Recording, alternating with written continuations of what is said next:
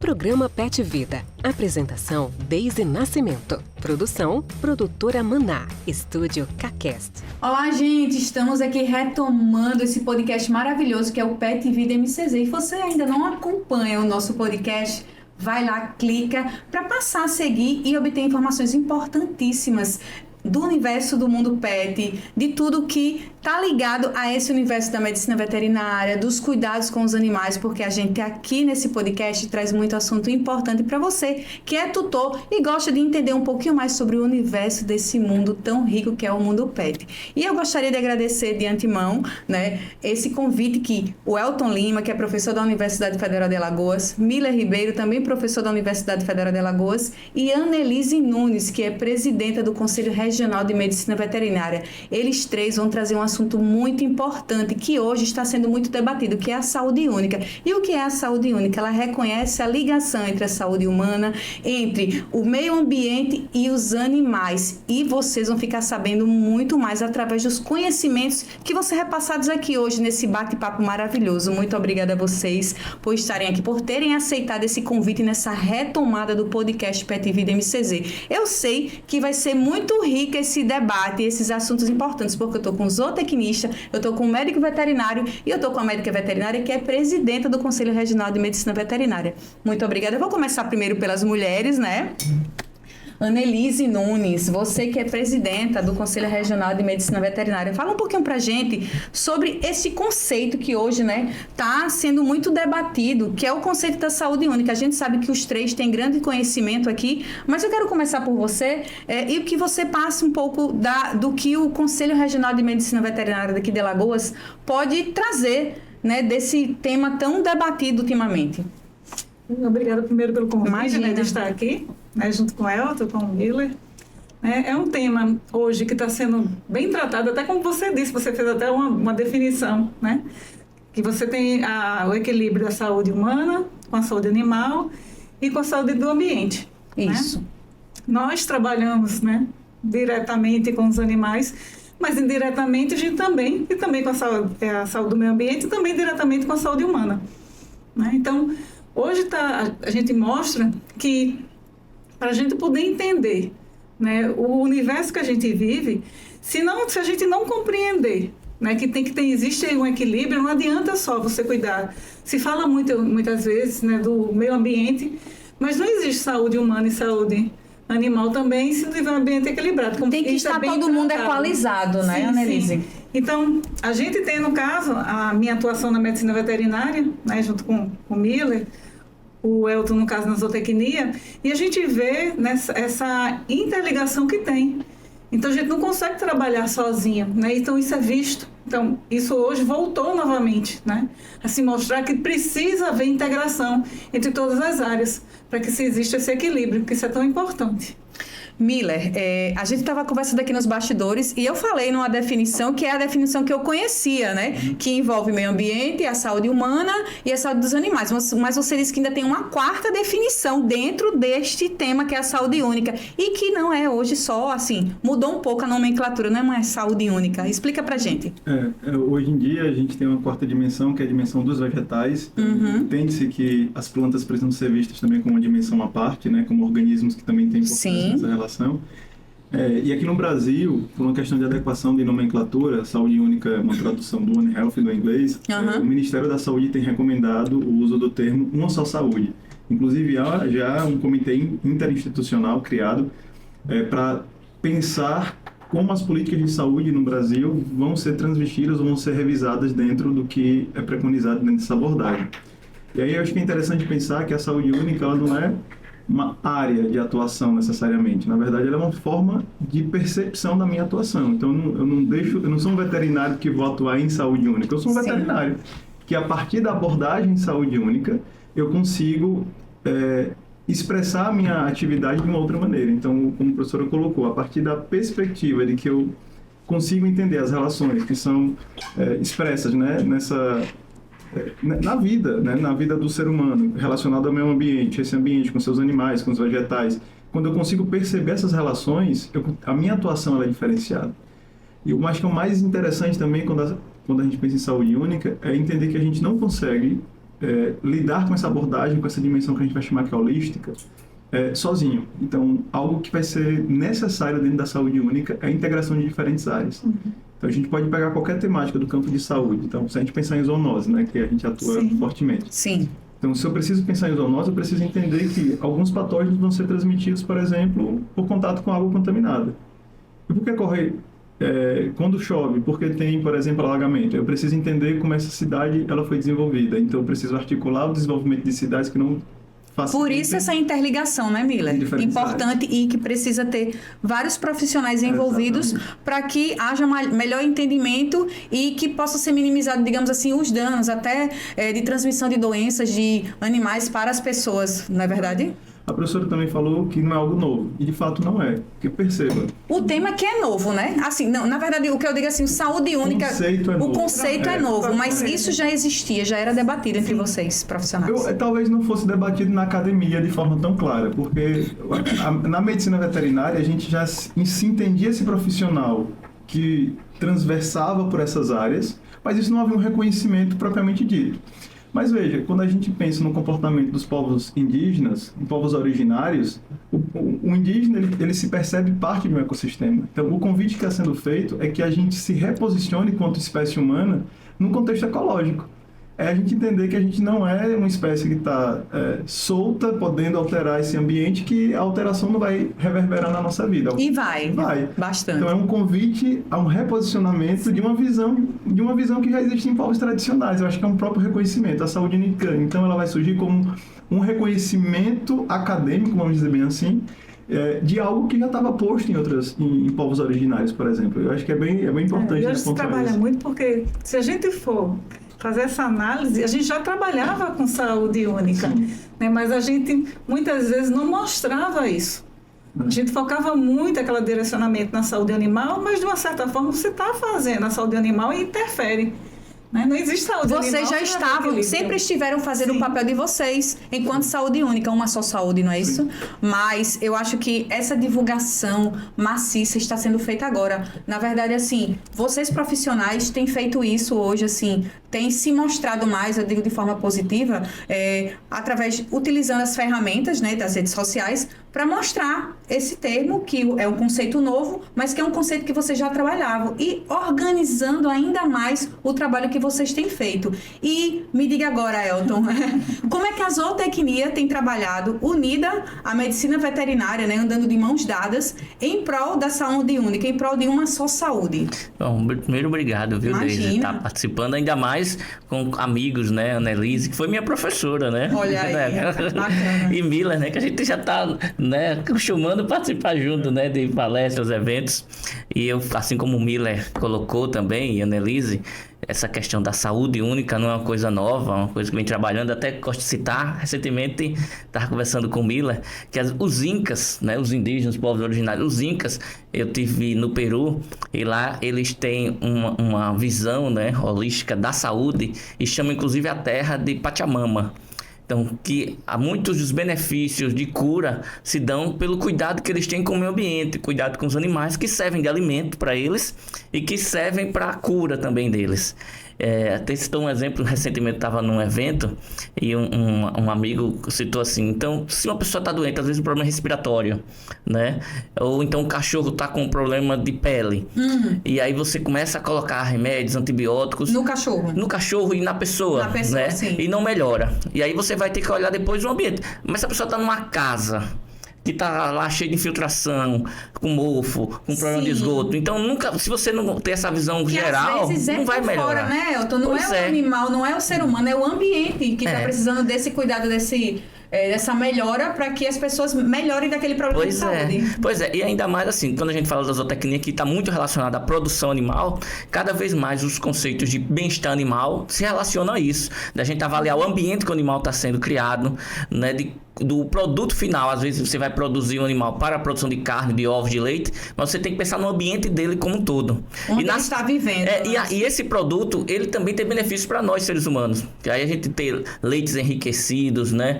ovos que também enriquecidos com ômega 3, ômega 6, que melhoram a saúde humana. Então você vê que está tudo relacionado, né? Toda a questão do meio ambiente, principalmente, mas a saúde humana está relacionada também à saúde animal e à saúde ambiental, que a gente chama de saúde única. E Elton, você mencionou essa questão da doença, que às vezes não é culpa do cão, né? Como sempre tentam culpar os animais, como no caso do gato. A toxoplasmose que o gato transmite para... Então, assim, é um mito que a gente precisa desconstruir, desmistificar. Porque muitas vezes a toxoplasmose ela pode ser transmitida através da salada mal lavada, não é isso? E não através do gato. O gato, digamos assim, está ali só como... É um hospedeiro. Um hospedeiro, exatamente. E as pessoas, vou ter que me desfazer do meu animal porque eu não posso transmitir para o meu filho, eu estou grávida. A toxoplasma é um excelente modelo para a gente pensar saúde única, né? Então, você citou aí o gato como hospedeiro definitivo. Então, no gato vai acontecer parte do ciclo, ele defeca e elimina o parasita em uma forma que vai ficar no ambiente, ele resiste às intempéries do ambiente. Então, esse que a gente chama de oocisto. Esse oocisto no ambiente vai contaminar água, vai contaminar alimento. Mas são os meus hábitos de higiene, não culpa do gato. Até onde eu sei, gato não defeca na boca de ninguém. Exatamente. E existe muito esse exemplo que você dá. Mas é pensar nos hábitos de higiene. Aí, obviamente, né, é muito fácil a gente falar desse lugar que a gente está, que higienizar o alimento ou consumir água de qualidade, né, filtrada, fervida, é fácil. Mas tem populações que elas não têm acesso, só têm acesso a um tipo de água. Ou não têm acesso sequer ao alimento. Então, mas pensar no contexto de toxoplasmose, voltando... É um patógeno que, se eu não penso nos hábitos de higiene, meu, indivíduo, né, ou coletivo da população humana, se eu não me preocupo com uma qualidade da produção de carne que vai ser consumida, porque uma das formas de transmissão também são cistos que vão estar presentes em tecidos de caprino, de ovino, de suíno, enfim, na musculatura que é consumida. Então, perceba que esse patógeno ele está no animal, na carne do animal que eu consumo, ele pode estar contaminando a água, porque o felino eliminou o oocisto. Ele pode estar no alimento também na forma de oocisto, mas é o meu hábito de higiene, é a cocção adequada ao músculo, à carne que eu vou ter que dar. São os hábitos que eu vou desenvolver que vai assegurar que se eu me exponho, eu não me exponho, né? Mas é muito fácil falar desse lugar com populações que talvez não tenham nem a opção de adotar medidas de prevenção. Porque a gente sabe, inclusive, que no nosso país existem populações que vivem em regiões muito pobres, sem nenhum saneamento básico. Então, aquele problema, né, de saúde mesmo, de questão pública, de saneamento básico, está naquele lugar e se aquilo dali não acabar, se aquele problema não for minimizado ou eliminado, a transmissão de doença vai continuar sendo feita. Então, assim, esse é o meio ambiente que não é o ideal para estarem pessoas, né, envolvidas. E muitas vezes você acaba lavando os seus pratos, lavando suas verduras em água que não... E que já está contaminada. Eu acho que esse é um excelente exemplo. Então, perceba, se o zootecnista ou o médico veterinário que trabalha com produção animal assegura que aquela carne foi produzida com qualidade e aquele animal não foi infectado durante o processo de produção, essa carne vai chegar lá no consumo não infectada, sem a presença do patógeno. Se a água que a nossa população consome passou pelo processo de saneamento, né, ela chega na minha casa com qualidade, ela também não está contaminada com oocisto. Se eu mantenho bons hábitos de higiene, aí veja, manter hábitos de higiene está muito relacionado com o processo de educação, de formação. Educação e saúde é uma temática super importante a se pensar também. Então, eu já vou adotar, para mim, né, ser humano, atitudes que diminuem a infecção por esse patógeno. E pensando na população animal, por exemplo, o gato doméstico, que é o hospedeiro definitivo, ele tem importância epidemiológica, mas se ele é domesticado, eu vou alimentar ele com ração comercial, por exemplo, ou dar o alimento que ele não esteja... Natural, sem garantindo que não tenha a viabilidade do patógeno. Então, são nesses checkpoints, nesses pontos de ambiente, pessoa, animal, que a gente vai perceber que a atuação dos diferentes profissionais vai assegurar que, por exemplo, esse patógeno não circule e não seja um problema de saúde. E assim, até na atuação que tem, né, o próprio conselho, que vem atuando muito na defesa da vigilância sanitária, né? A gente passa em saúde, quando a gente fala de saúde única. Por isso a importância, né, você mencionar aí, vigilância sanitária é importantíssimo nesse contexto todo. Que é, inclusive, essas ações serem multidisciplinares, né? Não só os zootecnistas veterinário, mas o biólogo, né, o químico. A gente tem alguns exemplos que a gente vai falando aos pouquinhos, né? De exemplos de pesquisas, de estudos, de ações multidisciplinares na ação, na atuação em saúde única, né? Na saúde das pessoas, dos animais, do meio ambiente. E a Annelise sabe bem, né? Dessa atuação que o médico veterinário, o zootecnista, mas principalmente o médico veterinário, ele vem atuando muito fortemente na defesa sanitária. E que isso é muito importante, né? Para a nossa vida, né? Como todo, para a nossa saúde humana, principalmente. Sim. Porque se a gente pensar, né? Prevenir é melhor do que remediar. Pois é, né? E a gente atua muito na prevenção. Muitas vezes o trabalho do zootecnista e do médico veterinário não é visto.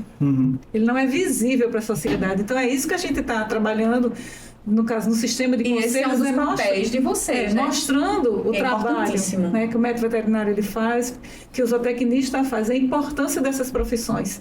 Que muitas vezes, como eu disse, o trabalho de quem está no campo não é visto.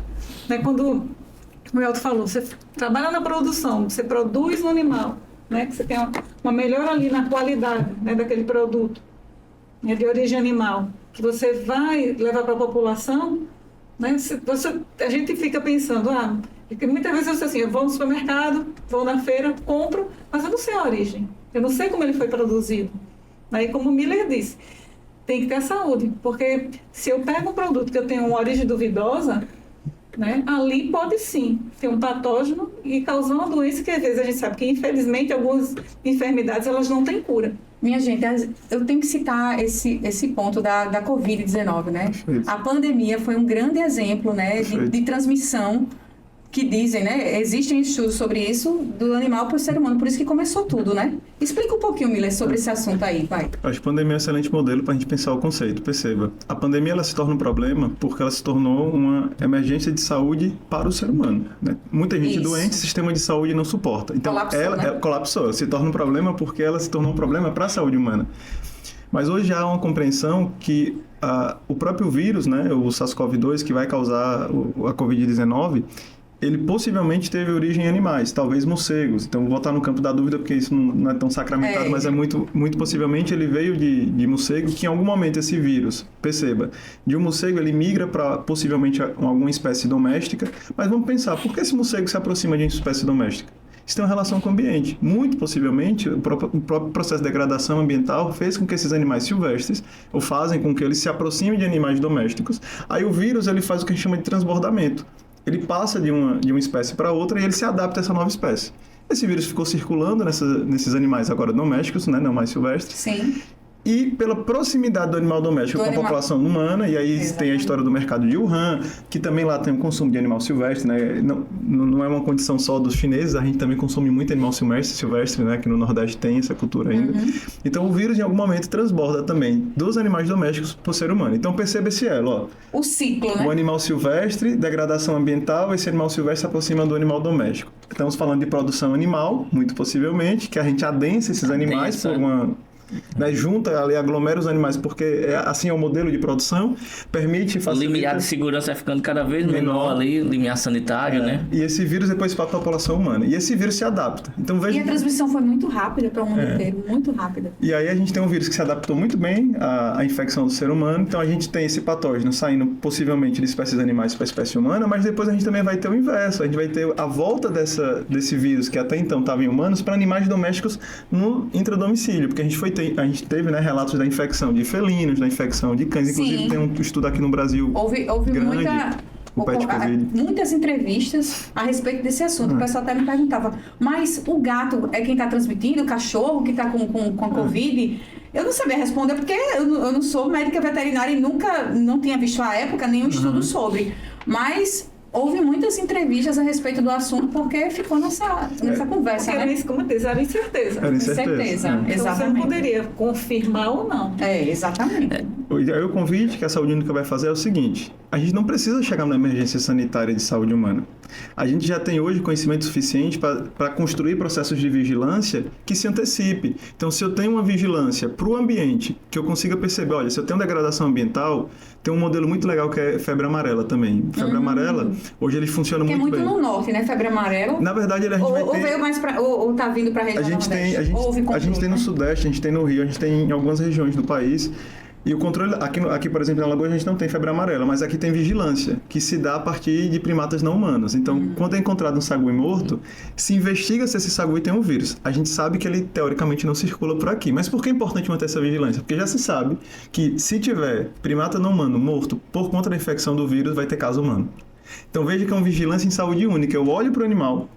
Se o animal ele tem um vírus, possivelmente ele vai chegar na população humana. Então já tem alguns trabalhos que demonstram que fez o seguinte: região, acho que foi do Rio, foi Rio em São Paulo, eles identificaram animais mortos e identificaram que eles morreram. Eu lembro desse caso, eu lembro. Morreram por conta da infecção do vírus da febre amarela e eles fizeram a vacinação da população. E por conta disso não teve caso humano. Isso é uma vigilância Porque houve uma ação única. rápida. Exato. Olhando na conexão. Se a gente simplesmente ficasse com a informação de que o primata não humano morreu por conta do... Ou nem soubesse, né? casos humanos iriam aparecer. E que muitas vezes quando a gente vem ter um caso registrado é porque a subnotificação já está bem alta, né? Isso acontece principalmente com vírus, que é muito fácil de transmissão. Às vezes doenças ou vírus que existem na natureza, né, mas estão em equilíbrio. E aí quando a gente desmata, muda, desequilibra esse ambiente e por exemplo, numa situação de produção animal. Espaços, né, dos animais silvestres construindo. Mas até animais domésticos. Tipo, a gente começa a fazer uma criação super adensada. Então vai forçando ali, né, esse adensamento, uma alta intensificação. E aí aqueles vírus que naturalmente... Eu trabalho muito com água, com peixe. Então a gente... E com camarão aconteceu muito isso. Teve uma época que a produção de camarão no Brasil deu uma queda muito grande por um vírus que existia na natureza, mas enquanto as pessoas colocavam 6 camarões por metro quadrado, estavam colocando 600. Caramba! Né? E aí isso adensou tanto, demais. e esse vírus que era natural lá no ambiente, começou, expandiu, explodiu. E aí afetou, que a imunidade desses animais já estava bem baixa, né, naquela situação do limiar de segurança mínimo, e aí isso, às vezes pode acontecer de vírus que não são zoonoses, mas às vezes pode acontecer com vírus que podem ser zoonoses, por efeito no ambiente. Rapidinho, só acrescentando em relação às doenças, né, zoonoses, tem também a raiva, né, que houve recentemente um novo caso, depois de muitos anos sem caso de raiva no país, recentemente, né, surgiu um novo caso, e a questão da leishmaniose, principalmente aqui no Nordeste, né, em regiões litorâneas. Leishmaniose também é outro modelo ótimo para olhar para a saúde única. Olha, eu só apontando, só jogando aqui para vocês. Pensa, onde é que a gente tem uma consideração de casos de infecção canina? A gente vai ter Litoral Norte. Litoral Norte. Que é exatamente a área de expansão de Maceió. Então, como é que geralmente a gente pensa, né? Não, vamos crescer a cidade. Só que quando a gente pensa nesse processo de crescimento da cidade, a gente não está se articulando ou dialogando nos espaços que deveriam com o engenheiro, com o arquiteto, com o médico veterinário, com o biólogo, com o zootecnista, com o urbanista. Só se pensa em crescimento. Desenfreado. E aí, veja, eu desmato. Ali vai existir uma fauna, inclusive fauna de insetos, alguns vetores transmissores, que eles vão para algum lugar, eles não vão deixar de existir. Então imagina o seguinte, nessa área que até então, eu não sou de Maceió, mas há 20 anos atrás sei que aquela região não era tão habitada. Então a gente está levantando um monte de prédio para essa região. Uma área litorânea de mangue, né? De mangue. Então os flebotomínios, que são os vetores da leishmaniose, eles já existiam ali. Eles foram deslocados, mas veja... Foram migrando, né? Foram migrando. Só que aí você começa a botar gente e que está indo também cão. Ou outra espécie animal. Olha o exemplo. Minha gente, mais didático do que isso não tem. A explicação que esses doutores estão dando aqui é para vocês entenderem como funciona essa questão da saúde única, ou melhor, uma só saúde, né, doutor Miller? Prossiga aí no seu comentário. Então, veja, se coloquei ser humano, coloquei o cão, que é um excelente hospedeiro também da leishmania. O vetor já estava por lá, então ele só faz agora fazer o repasto no cão, permite a circulação do patógeno e aí essa proximidade, né, já muito bem estudada do cão com o ser humano, o que poderia viabilizar a transmissão posterior desse flebótomo se infectando a partir do cão, levando para o ser humano. Mas começa da onde? Começa no processo de expansão da cidade. Então, a leishmaniose era considerada uma doença de zona rural. De zona rural, hoje urbanizadíssima. Então, o convite que é feito é esse. É olhar essas relações que são, muitas vezes, invisibilizadas. Eu gosto muito de um modelo, eu já passo pro Elton para ele falar de um trabalho dele, já puxando aqui essa... Já puxo. Ele consegue relacionar, por exemplo, a produção da indústria sucroenergética com doença mental. Como é que você relaciona isso, Elton? bem rapidinho assim, só para resumir, a gente fez uma pesquisa, porque mesmo sendo zootecnista, e lá na universidade, a gente participa de alguns editais, a gente pesquisa na área de saúde humana. E tem um edital de pesquisa chamado PPSUS, Projetos para o SUS. E a gente conseguiu fazer uma análise bem, e que muitas vezes, bem ampla. Só para abrir uma adenda aí, e que muitas vezes ficam invisíveis, né? Minha gente, divulga isso, é importante. Às vezes falta pra gente, né? Divulga. E aí, Deise e pessoal que tá vendo, a gente fez uma pesquisa numa cidade litorânea aqui do estado de Alagoas, servindo como foco. É uma cidade que tem um rio que corta... Qual é a cidade? Barra de Santo Antônio. Sim. Né? E tem Litoral Norte. Litoral Norte, né? Litoral Norte. E tem um rio que corta essa cidade, que tem muitas pessoas que vivem desse rio, como marisqueiras e pescadores.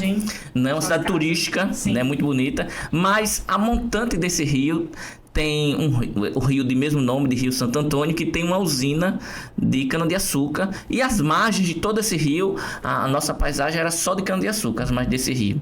E nós fizemos um estudo da qualidade de água, porque vez ou outra, ou quase que frequentemente todo ano, tinha mortalidade de peixes. Mortalidade de peixes, né, sim. grande. Tem muitas matérias sobre isso. Pois é, e as pessoas tinham muitos problemas de pele, mulheres com problemas ginecológicos, mulheres marisqueiras que viviam dentro do rio. E a gente precisa diagnosticar, ver o que está acontecendo, sabe? Pelo menos essa mortalidade de peixes. E a gente analisou a água em diversos períodos, analisamos o sangue da população e cabelo da população, a água de consumo, a água do rio, o sedimento do rio, e fizemos uma série de estudos também sobre a saúde mental da população, que é isso que... E a gente conseguiu relacionar que tenha metabólitos de agrotóxicos, né? Não na água de consumo, graças a Deus, né? Não era isso que a gente queria mesmo, mas no sedimento do rio, né? E na população a gente conseguiu um alto índice de pessoas com ansiedade e com ideação suicida. Que das pessoas, principalmente das pessoas que tiveram o tipo de contato com o uso de agrotóxico. Né? Então você vê, a gente conseguiu. É muito sério. A gente coletou peixe também, a gente conseguiu ter marcadores para a gente identificar que os peixes eles também, né, tiveram algum tipo de contato com um agrotóxico lá específico, que era muito utilizado na cana-de-açúcar. Então a gente conseguiu fazer esse diagnóstico e provar que tem essa relação direta, né, do meio ambiente com a saúde da população que estava lá, inclusive com a saúde mental, que às vezes... Isso precisa ser difundido, gente. Cadê? Não é sério, tô falando sério. Continue. Não, que inclusive assim, as pessoas às vezes começam a ter alto índice de ansiedade, depressão. Sim. E às vezes na velhice, com ideação suicida, que o pessoal chama, às vezes fica meio desanimado, mas começa a pensar que a vida toda a pessoa ficou trabalhando com agrotóxico. E que isso está relacionado com agrotóxico que a pessoa utilizou, teve acesso a vida inteira. Ou pior, com às vezes as pessoas que não tiveram acesso direto ao agrotóxico, mas tinham contato indireto através do rio. Exato. Então você vê como é importante, né, esse tipo de estudo. E assim, você falou do Rio, né, Santo Antônio, esse estudo que vocês fizeram. Eu trabalho para o Comitê da Bacia Hidrográfica do Rio São Francisco e eles construíram tanques pulmão ali na região de Piaçabuçu porque tem um alto índice de salinização. Então assim, as pessoas consumiam e ainda consumem, hoje menos, porque hoje tem os tanques pulmão, água salgada com altos índices de sal. E isso estava fazendo com que as pessoas tivessem problema de pressão alta, para você ver, né? E as farmácias populares cheias de pessoas para irem buscar os seus remédios. Então, a partir do momento que foi construído esse tanque pulmão, melhorou a questão do abastecimento, do saneamento lá, e diminuiu o número de pessoas que acabavam indo aos hospitais, aos médicos, para tomar esses remédios para pressão alta. Então, Quando você falou isso, eu disse, meu Deus, mais uma coisa ligada à saúde única. A gente vai despertando, né? É como a Annelise disse, né? Puxando que às vezes o nosso trabalho, muitas vezes como veterinário ou tecnista, é esse trabalho de prevenção, né, Annelise? Sim. Muito mais do que somente a gente remediar. Que muitas vezes não é visto. E uma das coisas que a gente trabalha muito hoje no sistema é mostrar à população a importância do médico veterinário e do zootecnista. Então, o trabalho desse que o Elton descreveu agora, né? A importância disso, né? Quantos fatores ali estavam envolvidos e você no fator único? Exato. Mas sem saber a causa, sem saber o que estava causando aquilo. Então não adianta o curativo porque não ia resolver, porque a causa continuava presente. Então saber identificar a importância. Né? A gente vê falar as coisas no dia a dia. Você falou da raiva. Né? A raiva é um problema ainda hoje, sim, mas existe um controle do vírus que circula no meio urbano. Tem sido feito esse controle, né? exato. No meio silvestre, ele vai estar lá presente, né? Você não vai conseguir controlar ele. A gente tem que evitar que aquele que está circulando no meio silvestre, ele venha para a zona urbana. E é aquela questão que você falou aí em relação à raiva, por exemplo. Eu fui num clube aqui em Maceió que tem muito sagui naquela região. E as pessoas, existem placas dizendo não alimente os animais, e ainda assim as pessoas acabam alimentando. E o que é que pode ocorrer? O animal, né, por instinto mesmo, vinha atacar a pessoa para pegar comida. E é importante essa educação por parte da pessoa para não alimentar esses animais, até para não haver o desequilíbrio, né? Porque a partir do momento que eles são domesticados, já surge um outro problema, né, Emílio? Eu estou orientando agora o mestrado da Patrícia e ela está trabalhando... A gente trabalha com saguis encontrados mortos, né? São esses saguis do processo de vigilância da febre amarela. E aí o trabalho dela tem sido focado em conhecer a eumintofauna, que a gente chama, né? Que são os parasitos presentes nesses animais. Mas a partir disso, a gente entendeu que seria fundamental a gente fazer um trabalho de educação em saúde. Então, para além da parte acadêmica, né, do dado científico que vai dar origem ao artigo dela, a gente entendeu, não, aqui tem um trabalho de extensão importante. Porque a gente foi entender que esses animais eles eram encontrados na sua grande maioria em uma região específica de Maceió, que tem aqueles fragmentos de mata ali pela Fernandes Lima. Então a gente falou, a gente precisa fazer uma atuação nessas regiões para que as pessoas não alimentem, porque esses animais eles vão se aproximar. E veja, o animal não é um risco em si, né? O animal em si ele está vivendo, ele está buscando... No ambiente dele, ele está buscando sobreviver no ambiente dele. Mas quando a gente dá o nosso alimento para ele, a gente está adoecendo o animal. Porque ele vai ficar obeso. Ele não vai se alimentar do alimento que deveria, que seria saudável para ele. Ele vai se habituar a buscar o alimento dentro daquele contexto doméstico. Exatamente. E há um risco, a gente não pode negar, que é um risco de patógenos zoonóticos, por exemplo, a raiva, né? Ser transmitido nesse contato íntimo entre um animal de fauna silvestre e animais domésticos, ou até mesmo a população humana. Então a gente começou esse trabalho, a gente deve continuar ao longo desse final de ano e no próximo ano, que a gente quer ir para escolas. E ela desenvolveu cartilha... Importantíssimo. Que é um trabalho mesmo de começar com as crianças, com os jovens. E eu até ia falar, assim, sobre essa questão do objetivo. Eu queria que vocês falassem, assim, resumissem, cada um de vocês, a questão do objetivo da saúde única. Eu sei que vocês mencionaram já muitos pontos importantes, mas o objetivo e de como fazer para ir monitorando, né? De que forma pode ser monitorado isso, além dos estudos, a gente sabe, além do trabalho multidisciplinar, além do trabalho de vários profissionais. Eu queria que cada um de vocês mencionasse isso, por favor. Difícil, vamos lá, tentar. É muita coisa, né? Eu acho que eu diria que quando a gente pensa na abordagem em si, eu gosto de ver saúde única como abordagem, né? Para que a gente não disciplinarize e bote dentro de uma caixa. Saúde única nos convida a sair da caixa.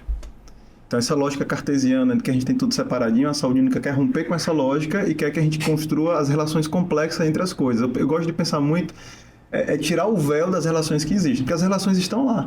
A saúde mental daquela população que está relacionada com a agrotóxico, se o Elton não fizesse o trabalho, esse véu não seria retirado. Que não foi, porque eu, como zootecnista, mas eu procurei uma enfermeira especialista em saúde mental para estudar isso, as relações entre diferentes áreas. Então, é importante, minha gente, essa relação entre vários profissionais. O Elton olha para o animal, olha para o peixe, que é a área de interesse dele, mas aí ele vai fazendo relações. Então, ele acessou a enfermagem, pensando nesse cuidado com a população humana, ele vai acessar o químico, que vai dosar lá o contaminante na água, e aí a saúde única nos convida a isso. Acho que o grande objetivo, se a gente pode tentar simplificar, é permitir com que a gente colabore, com que as diferentes áreas, né, dos saberes colaborem para que a gente consiga, a partir dessa colaboração, pensar em ações, e aí não tem como não pensar essa ação relacionada à política, né, construção de políticas públicas com essa visão ampla, holística, para que a gente pare de pensar ações pontuais. Então, eu, médico veterinário, olho para a raiva, o que é que eu vou pensar como principal ação? Vacinação.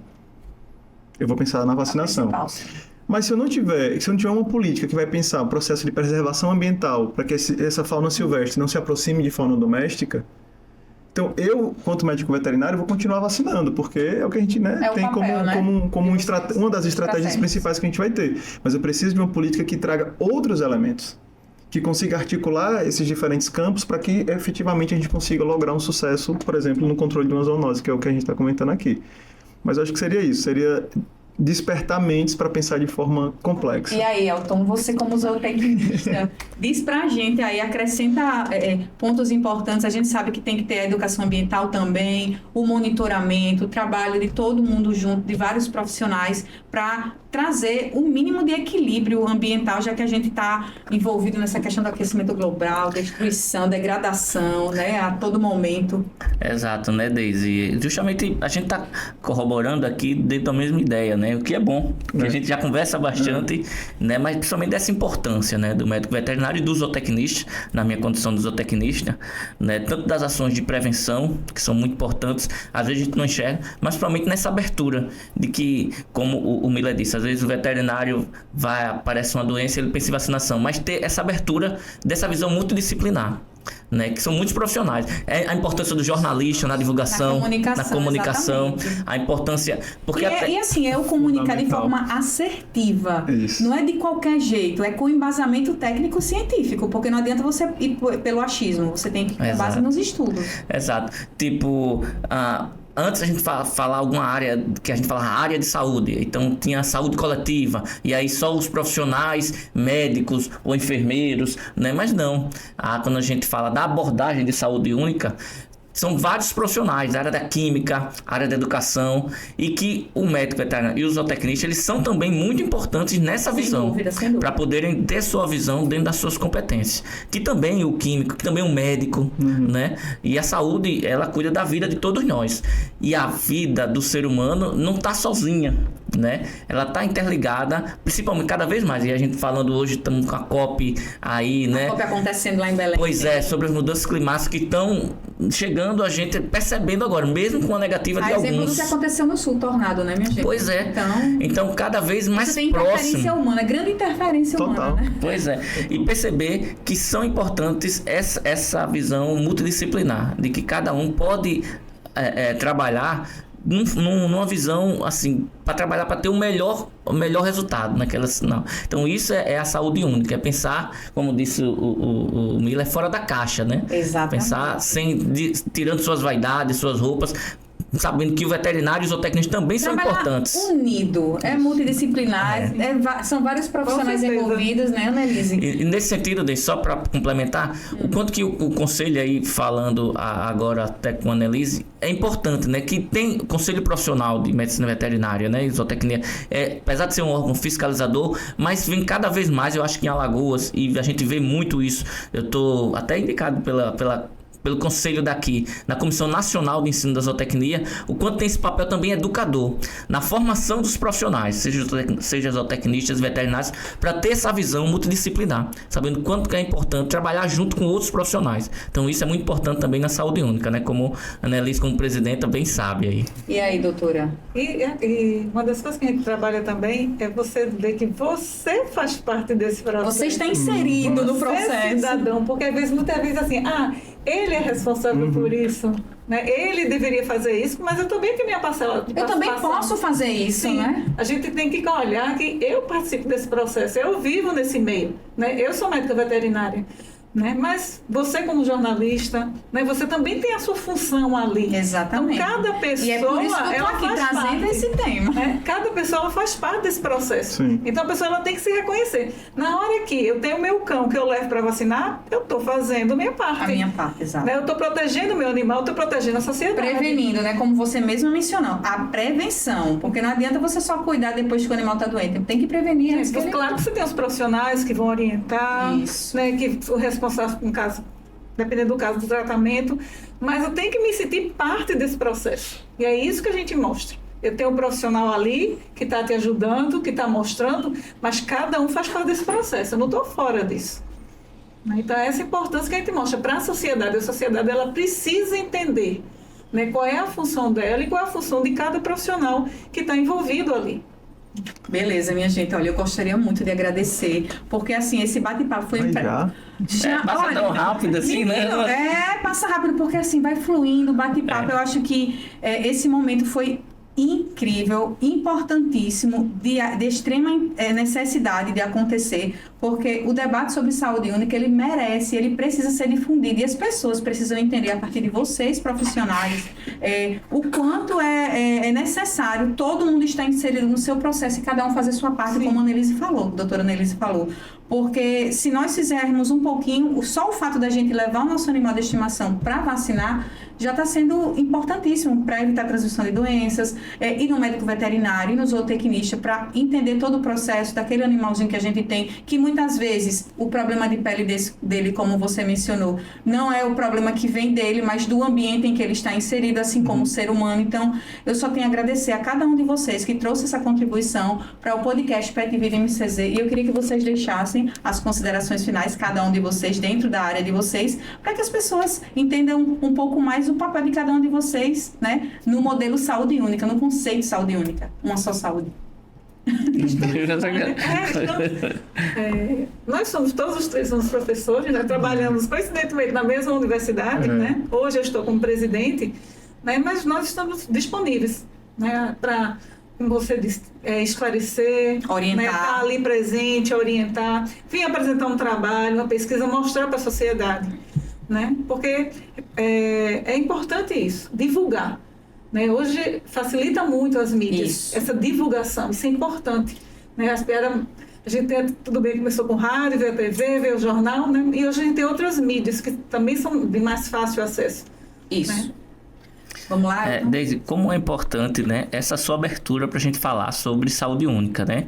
O podcast Pet Vida, né, e aí, uma representação do conselho, nós mesmos como professores e educadores. Todos na Universidade Federal, trabalhando de mãos dadas pelo mesmo propósito. Pois é, então isso é muito importante, porque é justamente a gente colocar isso, que a saúde única não são só os profissionais da área de saúde, não são só médicos e veterinários, todo mundo faz parte e contribui para melhorar. Então, se a gente começar a tirar essa visão muito individualista e pensar mais no coletivo, a gente já ganha muito, né, na saúde de todos nós. Né? Seja dos animais, mais, né, seja na saúde dos animais, seja na saúde do meio ambiente, seja na nossa saúde. Então isso é muito importante. E dos vegetais. E dos vegetais também, dos vegetais, né? Não é difícil pensar a dimensão vegetal. Tem uma professora, a professora Jaqueline Bianchi, que sempre nos cobra relembrar que os vegetais estão presentes. E aí, falar um pouco dos vegetais para finalizar. Pode falar. Já há relatos, por exemplo, de patógenos até então chamados fitopatógenos, né, que que infectavam plantas, de migrar para a espécie, para mamífero, por exemplo, para humano, inclusive, né, e aí pensar que alguns fungos podem fazer esse transbordamento também. Então, olhar a dimensão vegetal é importante. Mas eu acho que é isso, a gente precisa utilizar esses espaços, não é uma temática não é simplório, né? Pensar de forma complexa e por essa abordagem é complexo mesmo, porque a gente precisa começar a pensar essas relações, essas múltiplas relações, e eu não vou dar conta sozinho. Eu, médico veterinário, sou limitado na minha formação. Então, eu olho para a raiva e eu vou pensar na raiva como um modelo de doença.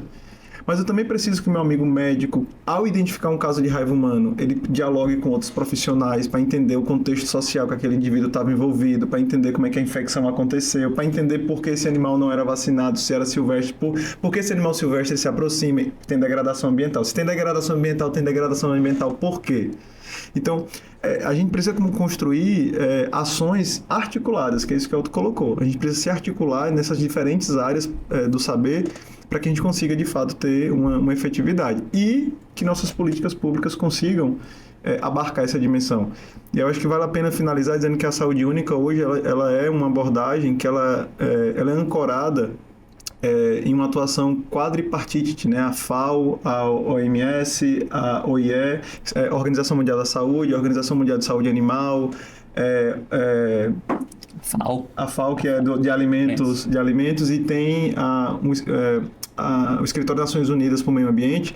Eles recomendam que as políticas públicas em 6 eixos principais, que vai se relacionar às zoonoses, a resistência antimicrobiana, que é outra temática que a saúde única vai se debruçar, a segurança alimentar. A gente precisa começar a pensar essas dimensões nessa perspectiva ampliada, senão a gente vai continuar só repetindo ações. Os mesmos erros também. Que a gente não vai ter não sei se a solução ela vai chegar mesmo via saúde única, também vou ser utópico aqui. Mas que pelo menos um outro caminho, uma outra possibilidade. Dr. Miller, mas o avanço já está tendo. Com certeza. Isso é que é importante. Só o fato de vocês estarem aqui trazendo estudos, trazendo trabalhos importantes que mostrem esse trabalho, isso que está sendo feito em prol da saúde humana, saúde animal, meio ambiente e os vegetais, tá vendo?